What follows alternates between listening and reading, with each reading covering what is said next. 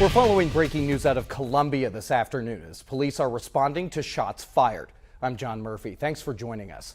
CPD confirmed there were shots fired near Allen Street and Bryant Street. Really good news here that we got just moments ago. Rescuers were able to find this missing 12-year-old boy. They did find him down in the stormwater system, but they were able to pull him out successfully. He's been loaded in an ambulance. He's going to go get checked out. They say the boy was responsive and he's back with his family now. And I'm John Murphy. Police are still trying to piece together what happened, and so far there's no word on if these incidents are connected. Through the Missouri Sunshine Law, I obtained records of every single inmate who died in Missouri DOC facilities from 2022 to 2024.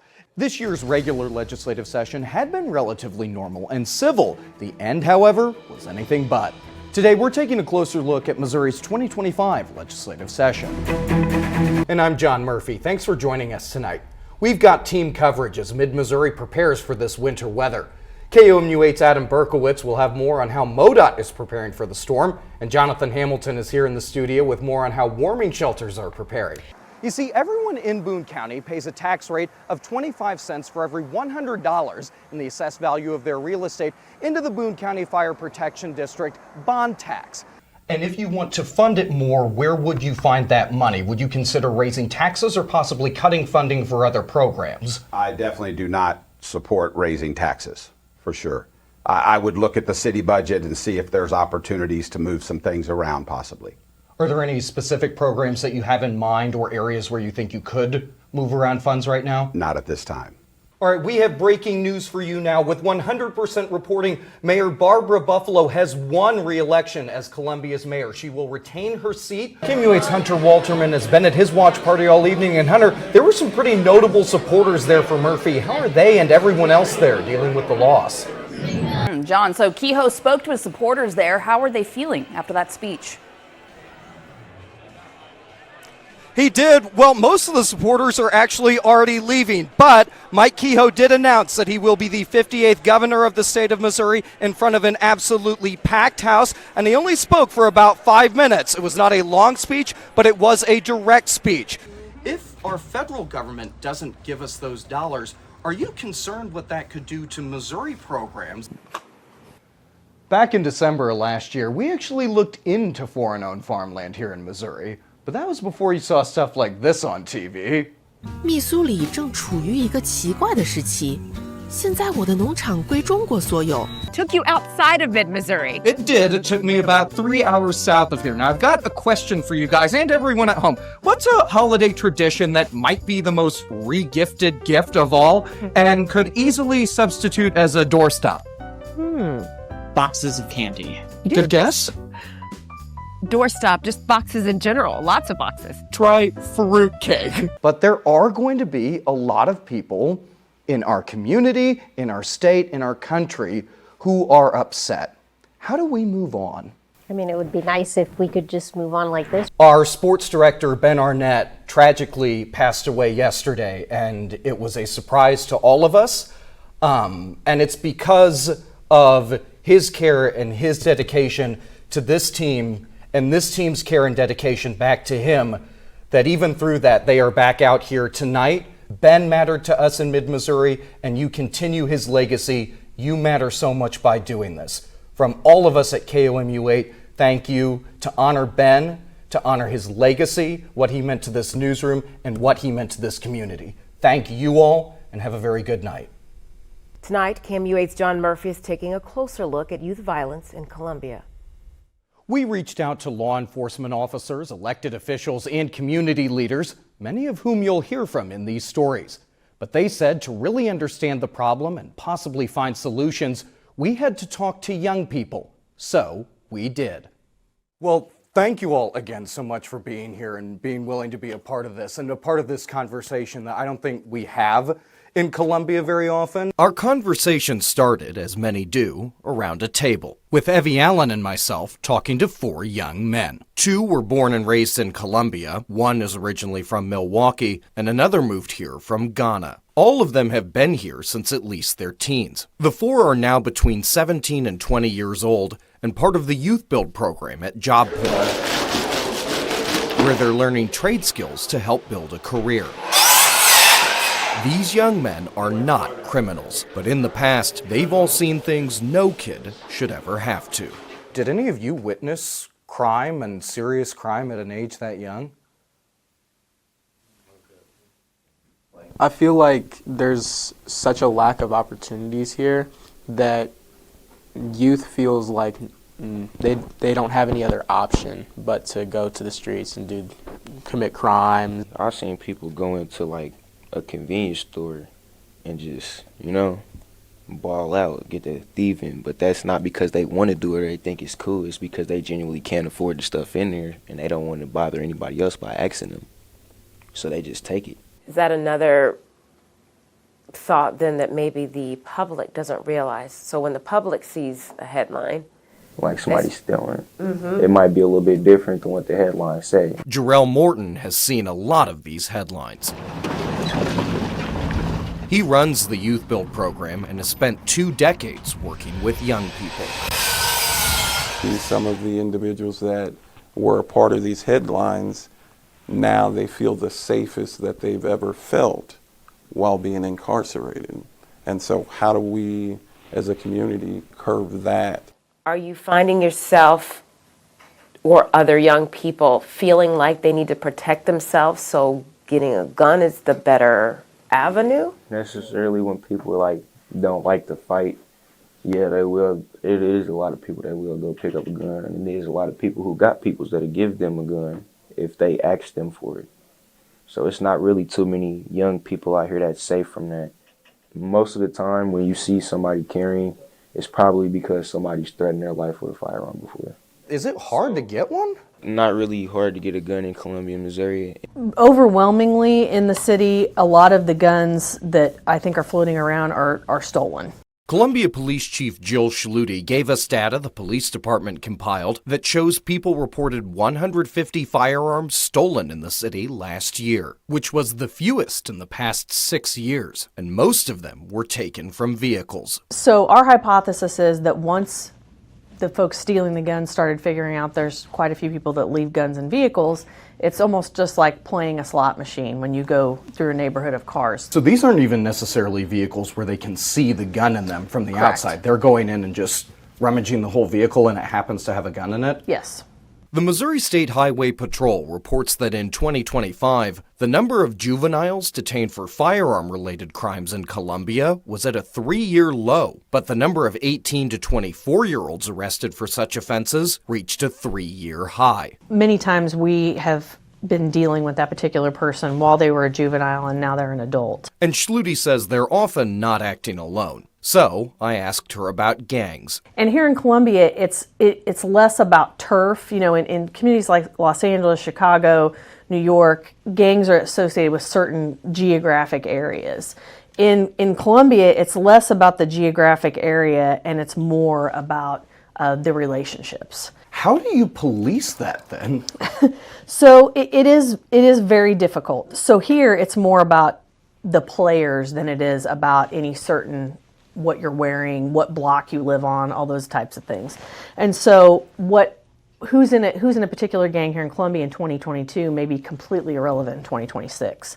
And so we have to do a lot of work going back into the schools and trying to figure out who's associating with who, and that's kind of a constant intelligence gathering operation for us. How young are we seeing people associate with those groups here in Columbia? We are very concerned about it saturating into the middle school level. Middle school? Yes, absolutely. And you said as young as 12 and 13 might be carrying? Yeah. Is that about protection, or is there some pride that goes into that? Because the people that they're around convince them that they need protection because, like, say their big brother's into it with some people and he'll feel like he needs to carry a gun because his big brother did. KMUH's John Murphy is live to the Capitol with the details. John. The redistricting efforts would split the Kansas City area up into 3 separate districts, and that would make it much more likely Republicans would represent the largest city in the state in Washington, D.C. But today, for the first time in the special session, we got to hear from the man who currently holds that seat, Congressman Emanuel Cleaver. In the last few years, chaos has been on a hunting all over this country and chaos has found us. Congressman Emanuel Cleaver advised the members of a state Senate committee not to engage in national redistricting efforts where Republican and Democratic states continue to draw blows by mounting efforts to redraw maps in response to each other. But I want to warn all of us that if you fight fire with fire long enough, all you're going to have left is ashes. Still, some Republicans say this fight is long overdue. So I say that because we can sit here and give all the political theater that we want. The question is, are we actually representing the constituency of Missouri with our congressional delegation? A 7-1 map does that. And Republicans argue the current way citizens can change the Constitution isn't representative of Missouri values either. What was supposed to be a citizen-led initiative, it's been co-opted by all kinds of other special interest groups and large amounts of money. State Representative Ed Lewis argues out-of-state interests are the reason measures such as abortion access and marijuana legalization passed. He's sponsoring a bill requiring not only a statewide majority vote, but also a majority of voters in each of Missouri's 8 congressional districts approve such constitutional changes in the future. Even if lawmakers pass this, it would still have to be approved by a statewide vote. I'm really confident that Missouri voters aren't going to vote to give away their power. Democrats took issue with the proposed ballot language. As written, when people go to the polls, they will be asked whether they should ban foreign nationals from voting, which is already illegal, before being asked to change the initiative petition process. You're using deceptive language, and you're doing this on purpose, and because you don't like what things have been passed by the people, because they go against what you think that the people should live by. You want to rule the people. You don't want democracy to prevail. Republicans argue what they're doing is well within their rights as lawmakers. I don't think our system of government was set up for initiative petition because it bypasses a representative form of government. But some say they don't feel represented by these people in government. That's what democracy look like. Let the people speak. What are you afraid of? Let the people make the decisions. Not you. We put you in them seats to represent us. You're not doing a great job. Republicans passed both the initiative petition change and redistricting measures out of committee today, leaving the final step to getting these passed out of the special legislative session, a full Senate vote, which Republicans plan to do tomorrow. We'll be back here keeping you up to date on all of it. For now, live at the Capitol, John Murphy, KOMU 8 News. Maybe the secret to this cake is in the batter. Or maybe it's in the baking. 3 different amounts of time at 3 different temperatures. Oh, and it just couldn't be in infusing each cake with 8 shots of rum by injection. Something makes these fruitcakes special. But it's not just the recipe, the ingredients, or the technique. It's the bakers.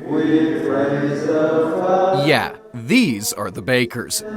Tucked away in the rolling hills of southern Missouri near the small town of Ava, the monks of Assumption Abbey have been baking fruitcakes for over 40 years. But they've been here as a self-supporting community longer than that. The superior, the abbot at the time, said, well, let's dredge sand and gravel out of the creek and we'll make concrete blocks. Father Cyprian came here when the monks were still making cement blocks and was part of the transition in the 80s from mixing concrete to mixing fruitcake batter. We had to change the recipe a little bit.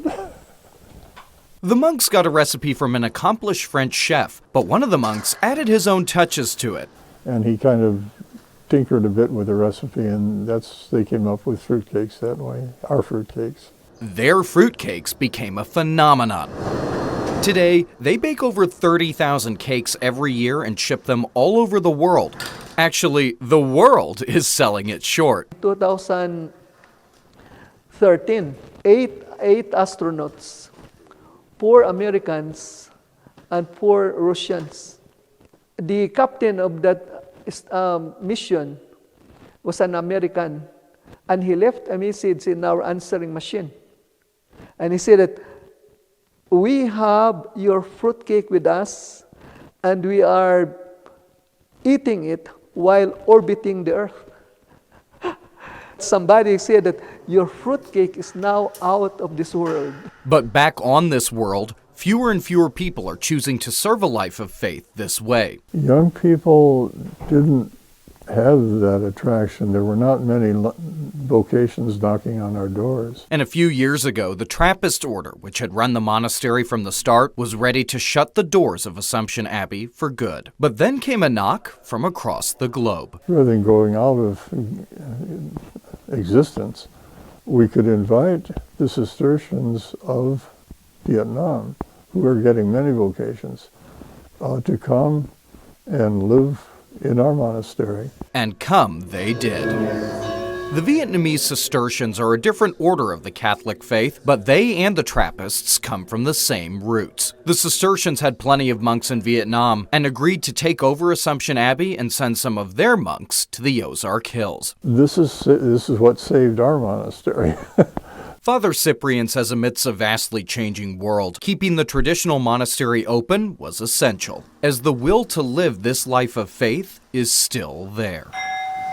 Efforts to live a life of searching for union with God and deepen in that, and that is constant enough and strong enough that there always are vocations, people searching for that. Proving that, like fruitcake, something traditional with a little twist can still be timeless. Oh, and pretty tasty too. Lots of people, I heard stories that people who don't like fruitcake, once they tasted ours, they kind of changed their mind.